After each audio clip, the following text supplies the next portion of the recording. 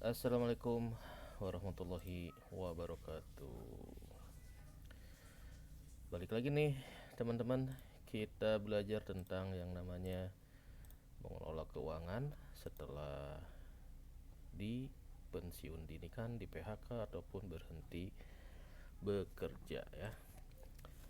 Nah, di seri literasi keuangan yang pertama, eh, saya bongkar-bongkar materi yang disampaikan saat pembekalan ya, pembekalan ketika kita baru di PHK dari perusahaan itu dulu sekitar bulan September atau apa Oktober ya, lupa saya.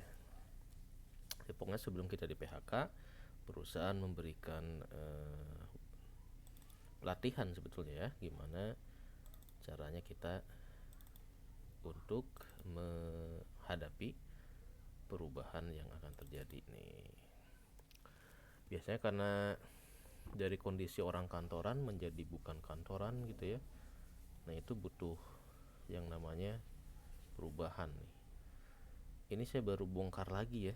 Baru bongkar-bongkar lagi materinya karena saya harus mulai menata lagi. Selama 3 bulan nyari inspirasi ngapain, ternyata susah ya. Susah karena memang kita nggak punya rintisan usaha, nggak punya ke apa kecakapan untuk entrepreneurship gitu ya. Kita murni orang kantoran, pergi pagi pulang malam malah ya, Sabtu Minggu kadang ngerjain kerjaan juga, jadi nggak ada waktu buat mempersiapkan masa depan atau masa hari tua dengan sekoci. Nah, nggak punya sampingan, nggak punya, tapi secara mental sebetulnya saya udah menyiapkan dari sejak mungkin di kantor itu mulai ada pengurangan sejak 2010 ya. Jadi dari 2010 2011 memang secara mental udah dua kaki saya udah nggak di kantor, udah mulai tertarik dengan yang namanya sektor real, pemberdayaan ternak, pingin nanam kebun gitu ya. Makanya di channel yang saya coba kembangkan fokusnya kepada eh, food water energi gitu ya, kemandirian pangan. Dulu kemandirian pangan itu belajar ternak gitu ya, belajar paruan ternak. Tapi karena basic saya nggak punya ternak, saya bukan orang kampung juga, nggak punya lahan. Tapi saya pertimbangannya adalah kita itu kalau berkurban makin hari makin mahal. Padahal lembaga kurban tuh banyak, lembaga kurban banyak, tapi kita berkurban makin mahal, kan aneh kan? Ada sesuatu paradoks gitu. Lembaga kurban nyari dana dari customer yang nitipin kurbannya ke dia, tapi si customernya nih nggak pernah kan, misalkan kita kurban di lembaga sosial, lembaga zakat, tahun depannya kurban lagi, tahun depannya kurban, kita nggak pernah tuh ditawarin diskon. Nah, ini berarti ada yang salah gitu. Ada yang salah gitu ya. Artinya apa ya, yang nggak tahu salah di mana, salah yang punya duit nitipin kurban ke dia gitu. Nah, jadi dengan awalnya saya dulu berkurban, misalkan dulu buat suami istri bisa dua, anak mulai nambah nambah nambah. Nah, beli satu aja makin susah gitu ya.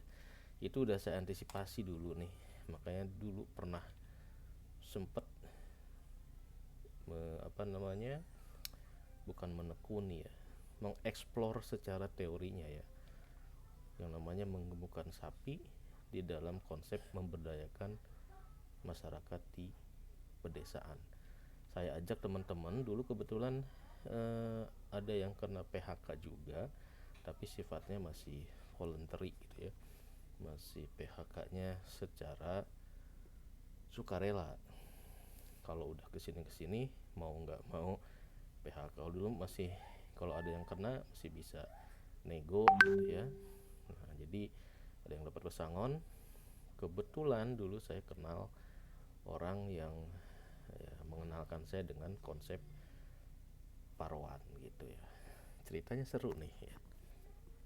Ini buat teman-teman yang mulai bosen dengan dunia rutinitas ya, biar nanti ketika di PHK udah siap secara mental kayak saya nih. Kenapa saya di PHK malah seneng gitu ya. Alhamdulillah gitu. Karena itu yang udah ditunggu-tunggu, biar bisa punya duit, bisa punya modal ya buat pindah kuadran. Cuma sayangnya, nah ini nih pending nih ya. Saya belum balik lagi nih. Belum menekuni, atau harusnya kan orang kalau udah punya framework berpikir, udah punya pengalaman, harus action. Nah, ini ada salah satu faktor yang membuat saya belum bisa untuk terjun lagi gitu. Padahal kita udah beli tanah di desa yang saya persiapkan buat ya ini meneruskan cita-cita dari sejak 2011. Sekarang 2023, 12 tahun lalu. Sejak anak ke berapa tuh? Kelima ya. Anak kelima baru lahir, sekarang udah anak ke-6, 10 tahun lalu ini, 11 tahun apa 12. Saya sharing nih ya tentang konsep. Kalau sekarang mungkin ini konsepnya lagi rame-rame Tani Hub yang duit triliunan nguap gitu ya. Spiritnya sama sih, mau memberdayakan petani, peternak gitu. Tapi memang nggak semudah itu kita membenamkan dana ke kaum petani dan peternak, karena mindsetnya beda gitu ya. Ternyata begitu. Jebakan Rambonya juga banyak. Sementara orang kayak Tani Hub mungkin lebih memandang itu seperti bisnis yang gampang diotak-atik di atas laptop, gampang diolah secara digital. Nah, dunia agro, apalagi bisnis yang berhubungan dengan makhluk hidup, tidak segampang itu. Oke, kita explore nih. Mungkin ini bisa bermanfaat buat teman-teman nanti yang punya inisiasi untuk entah itu CSR, entah apa ya. Tapi ini saya ada target besar sebetulnya. Kalau nanti udah key person di desanya udah bisa saya kontak lagi. Ini sebetulnya basic dari crowdfunding gitu ya. Tani Hub dengan crowdfundingnya udah bener. Cuma mungkin yang tidak ada itu adalah orang yang full responsibility di desanya untuk mengelola dana-dana itu. Itu yang jadi PR terbesar kalau kita terjun di pemberdayaan masyarakat, khususnya dalam bidang ternak. Oke, kita mulai ya. Bismillahirrahmanirrahim. Kita mulai nih sharing 12 tahun lalu gimana saya mempersiapkan kondisi jika di PHK. Nah, dulu saya pernah nemu tulisan bagus banget di zamannya Multiplah ya. Tulisan dari bukan aktivis, pengusaha peternakan kayaknya, namanya Tony Sapi. Jadi beliau sharing tentang kenapa sih peternakan paruan ternak itu di negara kita tuh suka gagal gitu ya. Nah, itu menarik tuh. Entah masih ada atau enggak tulisan beliau, tapi itu kalau buat yang mau terjun ke dunia agro itu wajib dibaca ya. Nah, saya dulu sampai tiap kalimat saya pelajari, dan itu menjadi framework saya berpikir, oh ternyata ya secara teorinya begitu. Ini katanya ya. Yang pertama, ada yang paling penting adalah cuci otak, alias tahap mimpi dan berpikir. Jadi ini mungkin lebih ke kita tuh harus punya visi dan misi yang jelas. Kita mau investasi di paruan ternak itu, visi dan misinya apa gitu ya. Nah, kalau saya karena visinya adalah ternak itu kan, kalau kambing, sapi ini related dengan kurban gitu ya. Dan kurban kalau tambah mahal, kemampuan orang jadi tidak bisa berkurban, ada alasan religinya. Itu sebetulnya yang menjadi landasan. Jadi kita harus tahu nih dalam tahap mimpi dan berpikir ini kita harus bikin motivasi yang kuat dulu. Anda mau bikin properti, bisnis properti, kos-kosan atau apa, nah nanti dikemas dalam tujuannya apa. Apakah cuma kos-kosan yang nyampur tanpa tanpa tidak peduli siapa yang kos di situ gitu ya, atau Anda mau bikin kos-kosan khusus muslimah, kos-kosan santri, itu kan beda ya, tergantung dari niat awal. Jadi di sini niat awal nih yang paling penting sebelum kita melangkah. Persis seperti saya bikin belajar tentang PLTS, niat awalnya adalah ya karena anak saya ada yang kuliah di elektro. Saya sementara backgroundnya bukan teknis, saya orang salah jurusan gitu ya, saya accounting, maka saya cari sesuatu yang bisa nyambung dengan nanti kira-kira anak saya punya pilihan studi. Nah kebetulan dulu pas PLN blackout se-Jawa se-Bali dan saya punya aki mobil yang baru diganti. Nah dari situlah tahapan awal untuk bermimpi dan berpikirnya sampai targetnya adalah bebas dari tagihan bulanan PLN. Oke, jadi kita harus mencuci otak dulu ya. Slide yang pertama. Next. Wah, ini mah cuma bluffing ya. Mendukung program swasembada daging. Tapi ini case-nya nih, kalau diperhatiin, saya makin kesini makin jarang makan daging, makin mahal. Kenapa? Karena minat petani muda, minat anak muda untuk terjun ke dunia ternak ya makin kecil gitu ya. Tapi nggak tahu nih, nanti kalau kita kemas dengan crowdfunding, kemudian ada sebetulnya beternak ini profesi masa depan katanya ya. Ada salah satu hadis, dia bilang suatu saat orang tuh bakal berbondong-bondong hidup di perbukitan gitu ya. Karena di perkotaan mungkin udah jelimet banget, macet, godaannya segala macam lah, sehingga orang memilih untuk hidup di desa. Nah dulu saya nggak kepikir nih bahwa hidup di desa itu ya dengan budaya desanya. Padahal setelah corona saya baru kepikiran ada internet satelit, ada Starlink. Kemudian setelah kasus binomo merebak, kita dikagetkan dengan sultan-sultan binomo dari daerah.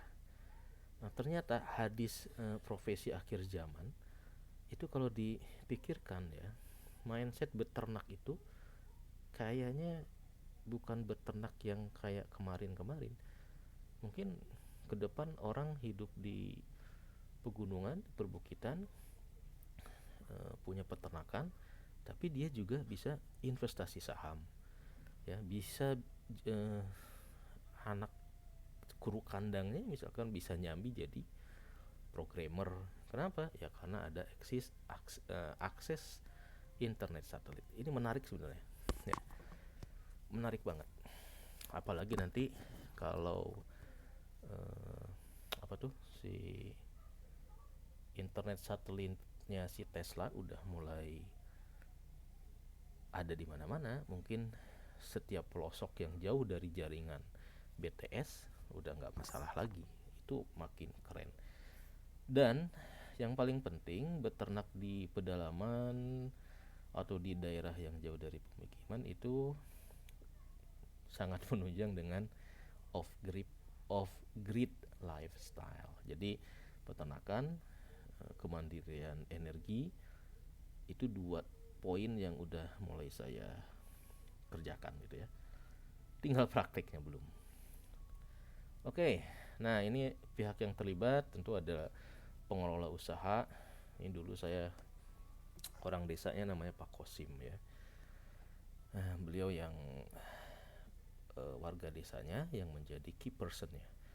Kemudian peternak ya warga-warga binaan yang diajak untuk jadi kru kandang. Nah mitra usaha ini pemodal nih. Jadi ada tiga pihak yang terlibat dalam pola kemitraan. Nah nanti kalau dalam crowdfunding berarti mitra usahanya ini bisa jadi 4 ya, yaitu orang investor luar dalam mengelola konsep berkandang ini. Nah ini saya bongkar lagi karena setelah dapat pesangon nih saya mau mau terjun lagi ke sebagai pelaku, tapi ya bukan sebagai eh, thinker. Oh ini masih thinker dong, masih pemikir, masih mikirin. Oh harus ngajak orang. Kenapa? Karena dulu duitnya nggak ada. Sekarang dengan duit pesangon harusnya nih udah bisa action lagi tentang pemberdayaan ternak ini. Oke, nah ini konsepnya bagi hasil. Teorinya sih gampang ya, bagan-bagan, tapi prakteknya agak susah sebetulnya.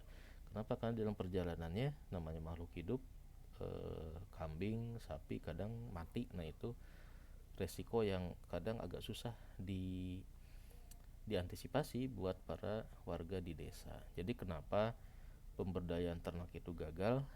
Ya karena ini tidak ada pihak yang menjamin, katakanlah asuransinya gitu ya. Sehingga ketika dana yang udah dibelikan kambingnya mati, udah petani jadi kambingnya nggak ada, investornya kapok kayak Tani Hub nih. Pada nyangkut gitu ya, dan itu menjadi bad eh, story gitu ya, cerita buruk. Orang bakal, oh jangan investasi di pemberdayaan ternak, kayak gitu ya. Ini PR ya, harusnya ada lembaga yang bisa menjamin gitu. Nah lembaganya apa? Nah, kalau anda pesangonnya banyak, anda bisa lah gitu ya nalangin. Tapi ngapain juga ya kalau pesangon banyak mah, handle aja sendiri keuntungan buat diri sendiri. Skema bagi hasil ya. Jadi akadnya, ini akad juga saya harus belajar lagi nih tentang konsep jual beli yang syar'i gitu ya. Ada pemilik dana, ada pengelola gitu ya. Ini saya dapat dari Google aja nih, bikin-bikin gini nih. So iya banget ya. Nanti dari modal awal ada keuntungan, nah itulah yang dijadikan bagi hasilnya gitu ya. Ya frame berpikirnya sih udah ada kayak gini nih ya, secara kerangkanya, tinggal prakteknya aja nih. Next, nah ini pertimbangan dasar apa nih? Nah saya udah catat dulu dari webnya Tony Sapi itu, bahwa kematian ternak adalah risiko paling besar yang harus kita sadari sebelum memutuskan untuk bergabung dalam program. Nah ini ya, ini yang sebetulnya ini konsep mitigasi risiko dari setiap bidang investasi. Kita mau investasi di mana aja, kita harus ngerti dulu nih risiko yang paling besar apa sih gitu. Jadi kalau risikonya udah bisa kita handle, bisa kita kelola, nah udah lanjutkan gitu ya. Keberanian dalam menghadapi risiko ternak. Nah jadi kalau kita mau bikin paruan ternak, ngajak temen, ngajak apa nih, hati-hati nih. Cari teman yang memang sadar dengan risikonya. Karena saya pengalaman ya, sekarang saya juga lagi investasi di satu bidang yang eh, apa namanya, berhubungan dengan tema food, water, dan energi, tapi ini dalam bidang energi di luar pulau. Nah saya jalan duluan, tapi ketika temen nanya, awalnya gini, saya nawarin ke teman-teman gitu ya, buat patungan, nggak ada yang berani, pinginnya saweran. Nah ketika saya pikir ini resikonya tinggi karena di luar pulau, nggak ada jaminan gitu ya, betul-betul gentleman agreement, tapi returnnya memang lumayan. Minimal buat bayar SPP anak-anak gitu. Nah ketika saya jalan, tiba-tiba yang lain jadi berani gitu ya. Nah itu hati-hati ya, satu orang penakut ditambah satu orang penakut jadi 3 orang pemberani. Tapi tetaplah ya, satu orang yang di awal berani itu dengan yang berani belakangan itu pasti akan beda, karena feelingnya akan beda gitu ya. Ini yang maksud dari slide tentang resiko gitu ya. Kalau anda ngajak-ngajak temen dalam satu bidang usaha, hati-hati, mendingan jalan sendiri. Ribet kalau ngajak-ngajak orang tuh, karena belum tentu. Saya banyak gagal apa namanya, Meskipun secara konsep kita jelas, ternyata partner kita belum tentu paham dengan apa yang kita inginkan ketika ada masalah. Jadi ketika kita ngajak orang berusaha, nah yang paling penting dipertimbangkan bukan usahanya, tapi ketika ada eh, kegagalannya, itu mereka gimana menghadapinya. Jadi yang paling penting itu kalau terjadi masalah, partner usaha kita responnya kayak gimana. Jangan sampai udah ada masalah bikin repot kita gitu ya. Kemudian untuk porsi keuntungan dulu, bagi hasil secara teori sih gini, dalam prakteknya sih susah gitu ya. hasil hasil bukan bagi hasil ya, bagi rugi, karena rugi semua, tidak pernah mendapatkan hasil. Oke, ini ilustrasi ya, ini hitung-hitungan di atas kertas lah ya. Dijual berapa, modal beli berapa, nanti ada biaya-biaya berapa, netnya berapa. Nah itu yang idealnya dibagikan sebagai bagi hasil. Cuma ya ini susah dalam prakteknya, konsep bagi hasil ini agak susah. Susahnya kenapa? Karena yang tukang nyatetnya juga males gitu ya, males mencatat pengeluaran secara hari per hari. Tapi secara konsep ini ya bolehlah kita kita apa namanya, jadikan kerangka. Nih 10 tahun lalu nih sapi cuma 9 juta nih, 10 juta udah bisa kurban. Sekarang mungkin udah 40 juta, 50 juta ya. Sapi 300-400 kilo udah mahal banget. Dulu zaman dinar itu cuma berapa ya, 900 apa sejuta. Emas masih murah banget ya. Sekarang udah 1 gram udah sejuta, dulu mungkin 400 atau berapa lah. Sehingga konsep gold and good goat kambing dan dinar itu akan sejalan beriringan untuk antisipasi inflasi ya. Makanya nih ternak menjadi salah satu yang saya perdalam.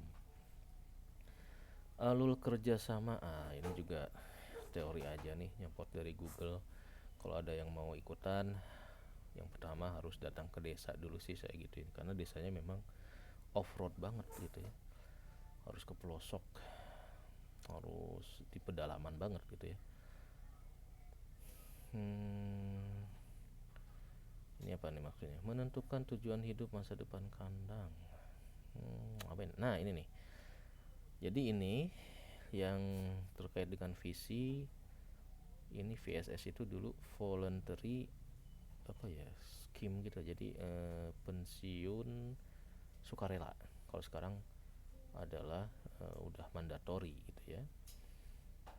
Nah jadi setelah kita nggak kerja, cita-citanya apa gitu. Ini cita-cita saya masih pingin seperti ini, karena pingin mempermudah orang dalam berkurban gitu ya. Tapi kurbannya adalah yang dananya kita bawa ke desa secara digital, bukan ternaknya dibawa ke kota gitu ya, diantar pakai truk, itu ribet. Kita nanti kandang di desa, yang titip kurban tinggal transfer. Jadi resiko-resiko tentang kematian ternak di perjalanan, margin delivery costnya bisa kita hilangkan.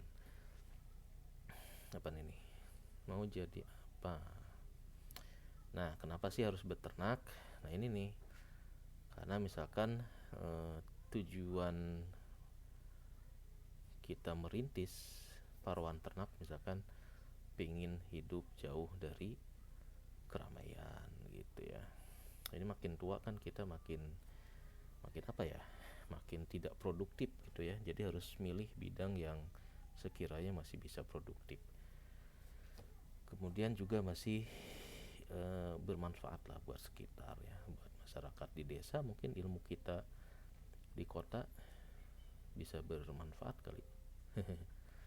Fokus. Banyak juga manusia yang mempunyai tujuan yang jelas namun terlalu luas, bias dan tidak jelas sehingga tidak mungkin dicapai. Nah ini makanya saya fokus ke 3 bidang: kemandirian pangan, kemandirian energi, kemandirian air, food, water, energi. Itu bidang yang kalau mau usaha, mau paruan, mau investasi harus di 3 bidang itu.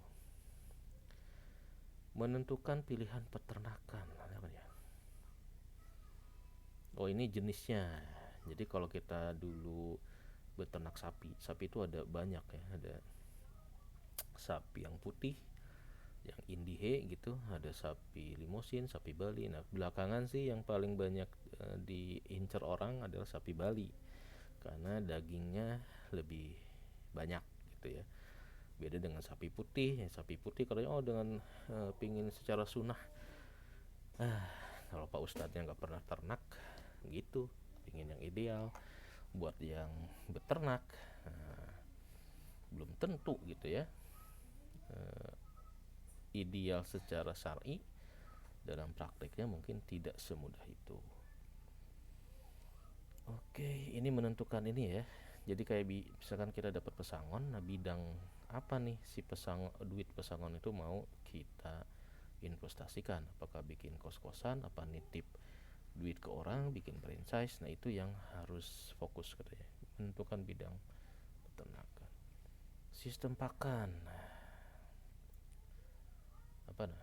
Oh, ini biasanya kalau paruan ada istilahnya balap beca dan balap formula gitu. Jadi Anda mau yang murah kayak naik beca tapi gendutnya lama, atau pakai formula, mobil formula, ngebut tapi tentu saja biaya mahal.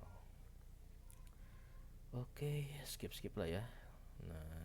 Nah ini yang kadang jadi faktor kenapa kerjasama dengan orang itu susah jalan. Faktor penentu persentase bagi hasil. Jadi dulu lokasinya Sumedang ya. Jadi tanah bukan punya kita gitu ya, yang bikin kandang juga bukan. Kita cuma, jadi konsepnya dulu tuh kita ngasih modal misalkan beli sapi buat kurban 6 juta lah gitu ya per orang dari teman-teman kantor, ada yang mau ikut buat kurban 6 juta. Nah, nanti si orang desanya carilah dari 6 juta itu bakalan misalkan 4 juta, 2 jutanya buat dibikin kandang dan biaya operasional gitu. Masalah besarnya porsi bagi hasil bisa 1:99 atau 50-50, tergantung keikhlasan kita semua. Yang mesti diingat adalah kita tidak kekurangan untuk memenuhi kebutuhan hidup sehari-hari, tapi mereka yang di desa kemungkinan besar kekurangan. Itulah sebabnya warga di desa sangat mau untuk diajak paruan. Nah, ini kalau mau paruan dengan warga desa yang beda budaya, beda latar belakang, nah ini tentang keikhlasan ini hati-hati. Bagi hasil itu bukan berarti harus 50-50 ya, tapi 1:99 juga itu bagi hasil. Konsep bagi hasilnya gimana? Nah, yang pertama, penuhi kebutuhan sehari-hari, berlakukan sistem bonus dan hasil keuntungan. Teorinya sudah cakep ya. Nah, stupid cost, ini dia yang paling penting. Seperti bikin PLTS ada stupid costnya, salah masang kabel kebalik gitu ya. Karena kita awam dari nol, stupid cost itu pasti ada. Untuk melewati 5% hanya diperlukan beberapa sikap atau personality yang baik dalam berinteraksi dengan manusia lain. Jadi ketika ada kerugian itu masih bisa ditolerir gitu ya.